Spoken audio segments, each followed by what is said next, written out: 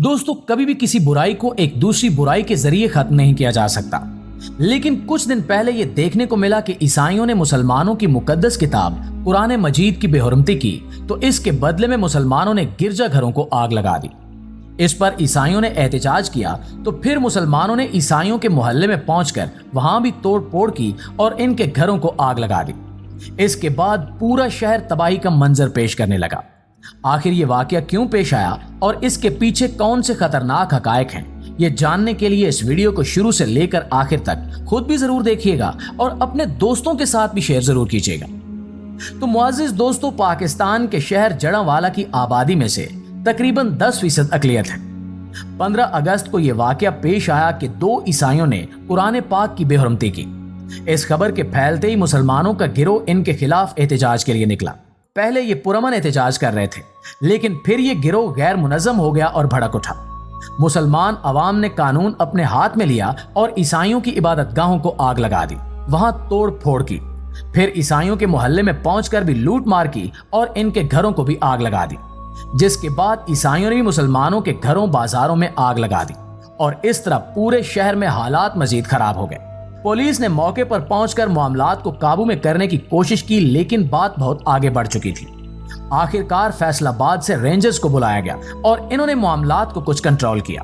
पिछले कुछ दिनों से जड़ांवाला शहर के तमाम मेन बाजार बंद हैं और तकरीबन 100 से ज्यादा लोगों को गिरफ्तार किया जा चुका है और इत्तलात के मुताबिक इन पर दहशतगर्दी के मुकदमे चलाए जाएंगे। बाजार बंद होने की वजह से लोग घरों तक महदूद होकर रह गए हैं। शहर में एक तरह से लॉकडाउन लगा हुआ है। रेंजर्स वहां शहर के मामलात देख रहे हैं और लोग अपनी जरूरियात के लिए भी घर से बाहर नहीं निकल रहे। इस सब में कई लोग जख्मी भी हुए, लेकिन किसी की मौत वाकई नहीं हुई। इस वाकये की वजह से सब लोगों का बहुत नुकसान हुआ। इबादत गाहों को निशाना बनाया गया और चादर और चार दीवारी का तकद्दुस पामाल किया गया। इसकी वजह से अकलियतों और मुसलमानों के दरमियान जो नफरत और इंतिशार फैलेगा वो भी यकीनी है। नाज़रीन गिरामी, अवाम ने कुरान पाक की बेहुरमती के बदले में जो रवैया इख्तियार किया वो इंतहाई गलत है, क्योंकि इन्होंने खुद जज बनकर कानून अपने हाथ में लिया और लोगों के माल और जान और इज्जत को नुकसान पहुंचाया।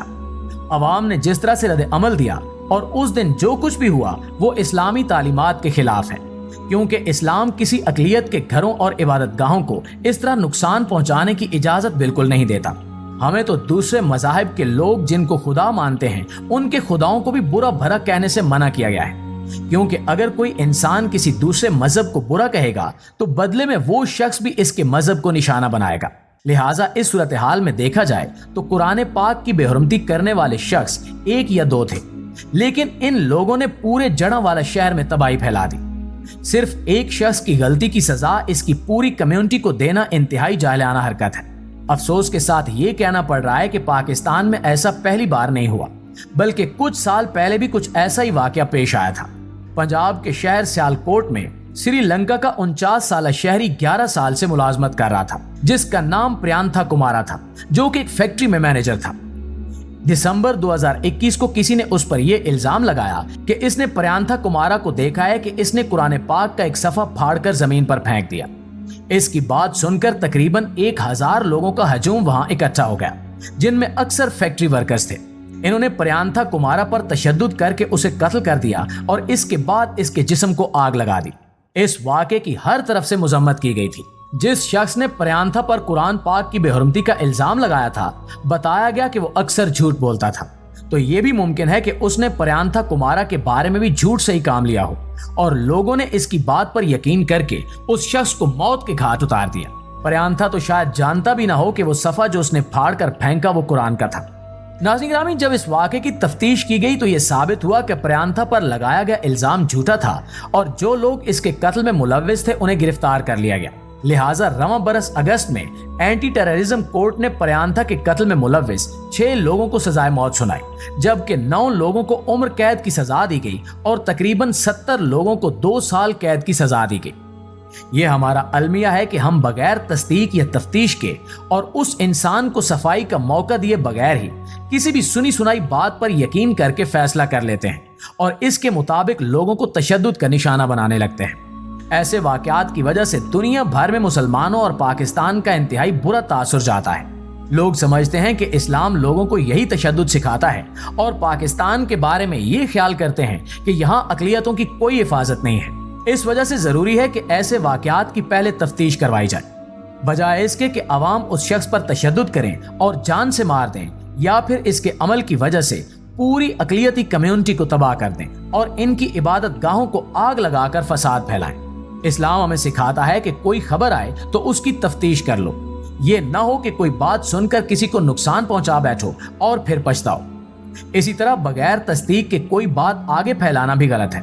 حضرت محمد صلی اللہ علیہ وآلہ وسلم نے فرمایا کہ کسی کے جھوٹا ہونے کے لیے یہی بات کافی ہے کہ وہ ہر سنی سنائی بات آگے کہہ دے۔ آج سے کچھ عرصہ پہلے ہم نے یہ دیکھا تھا کہ کس طرح سویڈن میں قرآن پاک کو جلایا گیا تھا اور اس کی اجازت وہاں کی حکومت کی طرف سے دی گئی تھی۔ مسلمان عوام کے سامنے ان کی مقدس کتاب قرآن پاک کو جلایا گیا، جس پر دنیا بھر کے مسلمانوں نے غم اور غصے کا اظہار کیا، لیکن سویڈن کے مسلمانوں نے جذبات میں آ کر فساد پھیلانے اور شہر میں توڑ پھوڑ کرنے کی بجائے اس کا بہترین طور پر جواب دیا۔ مسلمانوں نے اس کے خلاف احتجاج اور ایک بزنس مین نے سویڈن کی زبان میں قرآن پاک کا ترجمہ شائع کروا کر لوگوں میں تقسیم کرنے کا فیصلہ کیا تھا۔ دوسری طرف مسلمان احتجاج کے لیے سڑکوں پر نکلے تو ان سب نے مل کر قرآن پاک کی تلاوت کی، جس سے واضح طور پر یہ پیغام دیا گیا کہ کافر کتنی ہی کوشش کیوں نہ کر لیں، اللہ تعالیٰ کے اس کلام کو کوئی نقصان نہیں پہنچا سکتے، کیونکہ اس کی حفاظت کا ذمہ اللہ تعالیٰ نے خود لیا ہے۔ باطل تو ہمیشہ سے اپنی ایسی حرکتوں سے اسلام کے پیغام کو نقصان پہنچانے اور مسلمانوں کو تکلیف دینے کی کوشش کر رہا ہے، لیکن ان سے یہ چراغ نہیں بجھایا جائے گا۔ ناظرین گرامی، پاکستان میں مذہبی بے حرمتی کا ایک قانون ہے جو کہ 19ویں صدی میں برطانیہ کے دور حکومت میں لاگو کیا گیا تھا۔ اس کے مطابق کوئی بھی ایسا شخص یا گروہ جو کہ قرآن پاک کی بے حرمتی کرے، اس کی سزا موت ہے۔ لہٰذا اکثر لوگ اس قانون کا غلط فائدہ اٹھاتے ہیں اور جب بھی کوئی ایسا واقعہ پیش آتا ہے تو اس قانون کی آڑ میں اقلیتوں پر تشدد کرتے ہیں یا ملزم کو تفتیش کے بغیر ہی قتل کر دیتے ہیں۔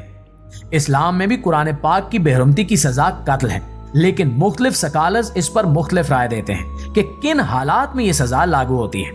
ایک بات تو طے ہے کہ بغیر تفتیش اور ٹھوس گواہی کے کسی کو سزا نہیں دی جا سکتی۔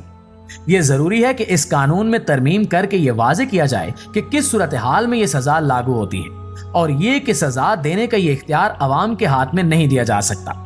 دوسری طرف یہ بھی ضروری ہے کہ ایسے واقعات کے مجرموں کو فوری اور سخت سزا دی جائے تاکہ آئندہ ایسے فسادات کو روکا جا سکے اور اقلیتیں بھی اپنے ملک میں محفوظ رہیں۔